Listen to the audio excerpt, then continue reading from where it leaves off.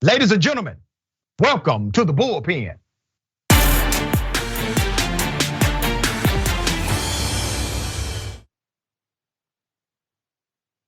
It's my dear brother from another mother, politically misguided, but has some redeeming qualities, Shelley Wynter. We try to do this at least once a month. Typically, it gets off the rails, it's ridiculous, but we always try. For the last two opportunities, it has actually been an okay conversation, I must say. Because you let me talk. Okay, Shelley. Good day, sir. Welcome. What's going on, my brother? It's good to see you. Good to see you too, man.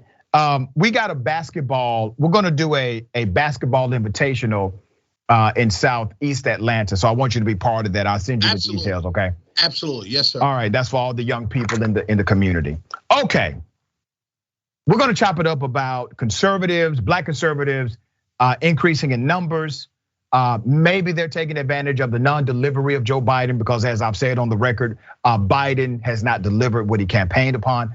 Obviously, black folks are frustrated about that. You see that represented in the polling data. So let's talk about it. I don't want to presume what you know or believe, Shelley, about that dynamic that's happening in politics right now. So if you would give us your sentiment and I will opine. Really what you just said it, whether you agree with polls or not, the polling I always say are a snapshot in time.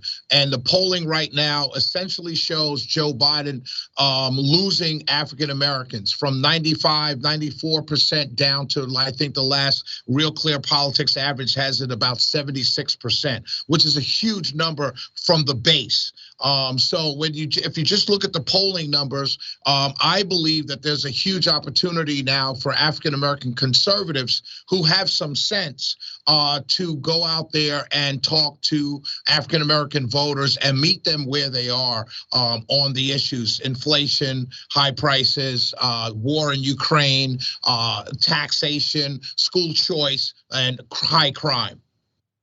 You know, it's really interesting, and I actually agree with you on the sentiment that Biden's numbers are slipping, but it's a reason, okay? So I'm gonna get into that reason. Biden was at 8% disapproval rating within his first 2 months with African Americans. All right, that's actually good, right? As far as overall statistics. And then that number about a month and a half ago increased to roughly 30% disapproval among African Americans. That number has gone in the right direction for Biden slightly after the successful appointment of Judge Ketanji Brown Jackson. And so that helped him with some of the African American numbers because that actually was one campaign promise that he made and he kept, all right? So they're gonna try to ride that all the way out to the midterm elections. It's not going to be strong enough, obviously, to overturn some of the other dynamics they campaigned on, such as the George Floyd Policing and Accountability Act, the John Lewis Voting Rights Act, and there are a few others that they have failed to deliver.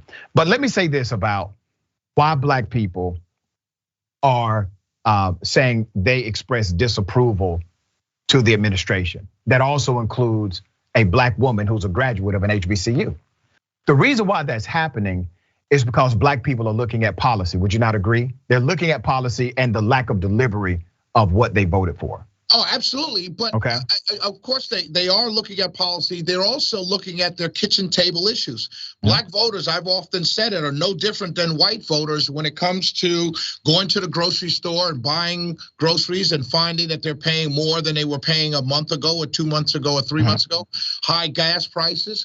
And also, I think crime is going to play an overwhelmingly important part in these midterm elections. Crime rising. Okay. So so I agree. So it's a policy issue. And absolutely, okay, so we agree on that. So here's the point I'm making. Republicans will have to fundamentally change in order to secure more black conservatives on their side. And I've always said this from day one. When you tell a party that you're going to vote for them no matter what, they're going to take advantage of you. Absolutely. And so what have Democrats done? And in part, Republicans are to blame too. So let me show you the game that's being played right now in the precarious situation it puts us in. We vote for the Democrat because the Democrat is at least saying, here are the things germane to your community that we are willing to solve. If it's access to education, if it's enhancing small minority business loan opportunities, if it's creating localized or hyper local opportunities for opportunity zones, et cetera, for black communities or black business owners, whatever it may be. They'll campaign on these things. They'll campaign on voter rights. They'll campaign on reform. And then they get in there and they don't deliver. Well, once they're up for re-election, Shelley, here's the unfortunate reality. They then say, well, listen, I just couldn't do it the first time, but if you vote for me again, we'll have exactly the numbers we need to make it happen this time. The challenge is the Republicans are typically not even having the same conversation. You can't get them to engage in a good faith conversation about those reforms, which 96% of Americans agree that we need police reform, right? These things are actually bipartisan issues. So this is what we're left with, brother. We're left with one political party that says, what the hell are you going to do? Vote for this guy? And then this guy, the other side is saying, we're not changing a damn thing. We have our agenda. We're not changing for you. We're not talking about your issues. Vote for us anyway because it'll make Democrats look bad. And so it's like, so where does the black voter go that's conscientious about policy when one side, the conservative side, is about 10%, maybe 10% on their side on some stuff? And then at least, but the left-leaning candidates are typically 90% of their side, at least on proclamation of policy. What are your thoughts?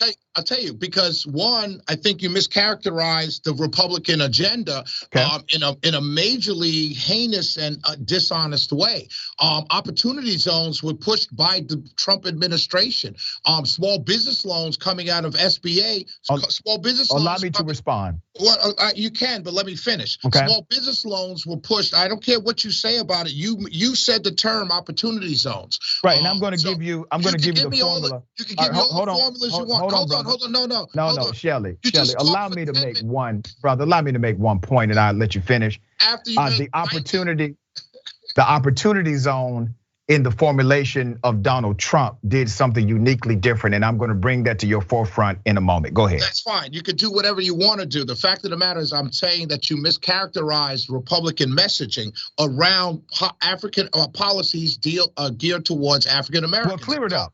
What are they doing? Clear it up. School choice is a hugely important and very popular policy. That was pushed by President Barack Obama. That was also pushed by President Barack Obama. It was pushed during Barack That is not, brother. That was pushed by President Barack Obama. He created funding for school choice. What are you talking about? Listen, you didn't know that? Barack Obama ran on charter schools and backed off of it after he got elected at the behest of the National Education Association. But even before, let's see. No, and also people like Roland Martin have presented school choices. Sir, Barack Obama's not on a ballot. So let me get back to my point. Okay. Policy-wise, African-American Republicans and the Republican Party do have policies that African-Americans are embracing. In Florida, Ron DeSantis ran on school choice, and black mothers swung that election for him.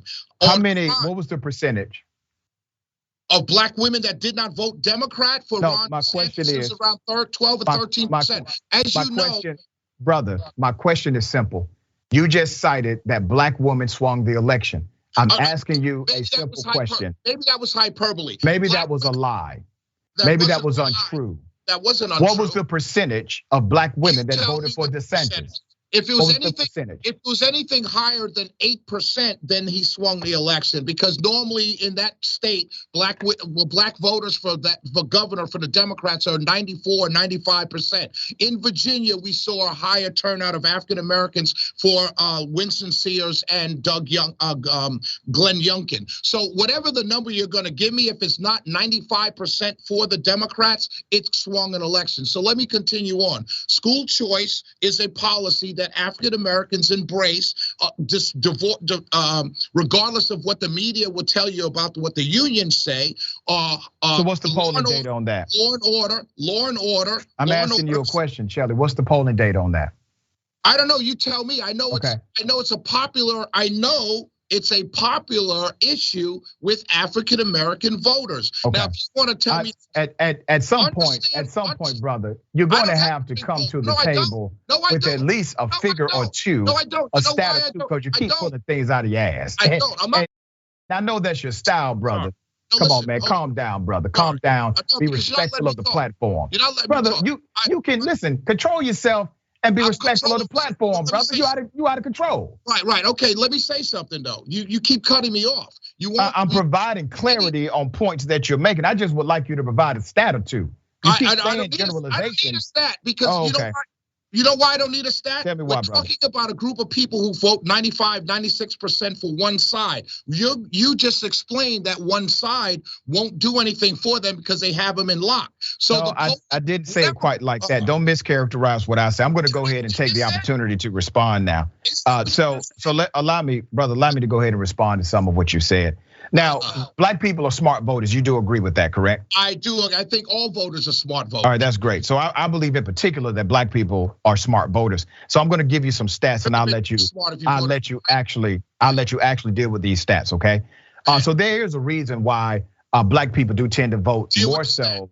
No, I don't want to deal with that. Hold on, we're not brother. Going to do that here. Brother, let me tell you this, Shelley. Tell me where they stand on school choice. Tell me where they stand on school choice. Shelley, I'm going to finish. Tell me where they stand on school choice. Shelley, I'm going to finish. Go ahead. You ready? Right. I know you're afraid, but it'll be okay. I promise. We'll get through it together. All right, so let me read some of the stats. So we both agree that black voters are smart voters. We both agree with that. There is a reason why black people do typically vote for left-leaning candidates more so than right-leaning candidates. Absolutely. So we go policy by policy from economic to education and to higher education. Right. And K through 12 education.